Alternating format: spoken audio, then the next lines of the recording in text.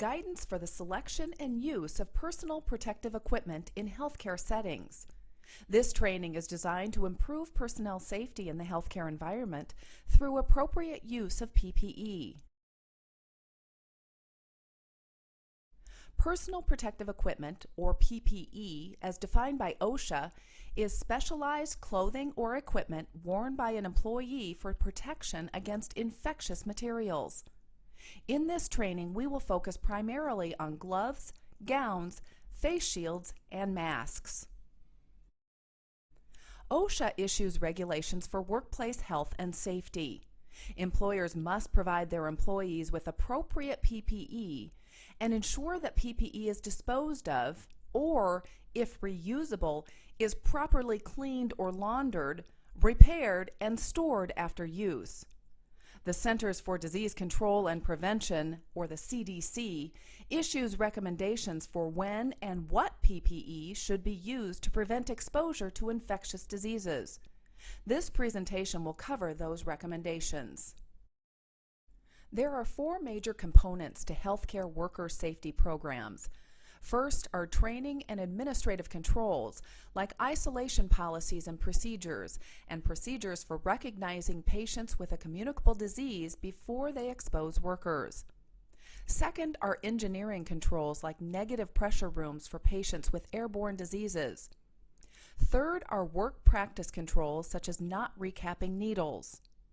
Finally, personal protective equipment is the fourth component. PPE is very important in protecting healthcare workers from disease transmission. There are various types of PPE used in a healthcare setting. Gloves protect the hands, gowns protect the skin and/or clothing, masks protect the mouth and nose, goggles protect the eyes, and face shields protect the entire face, including mouth, nose, and eyes. All of the PPE listed here prevents contact with an infectious agent or body fluid that may contain an infectious agent by creating a barrier between the worker and the infectious material.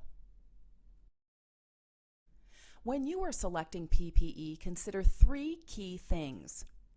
First is the type of anticipated exposure. Could OPIM splash or spray? Could large volumes of blood or body fluids penetrate the clothing? Are you doing a simple procedure like a blood draw?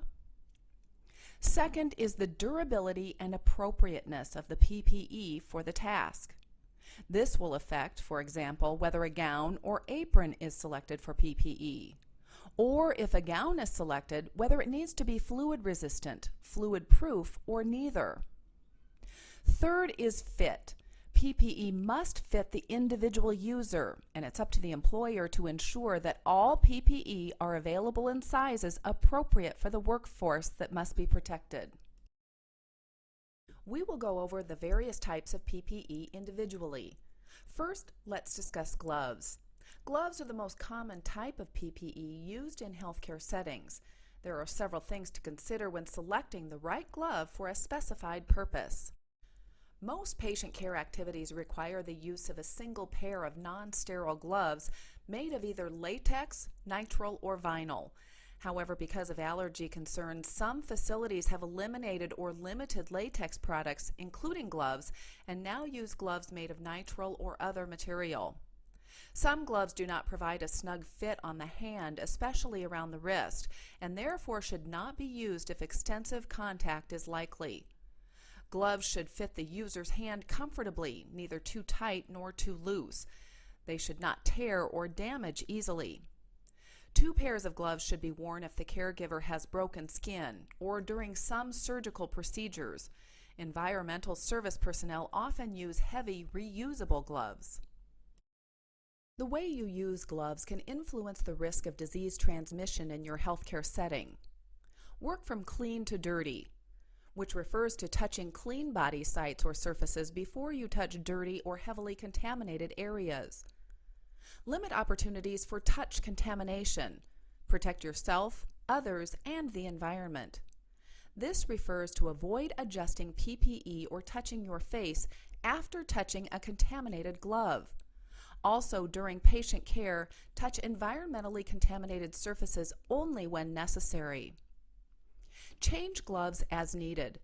If gloves become torn or heavily soiled and additional patient care tasks must be performed, then change the gloves before starting the next task. Always change gloves after use on each patient. Discard them in the nearest appropriate receptacle.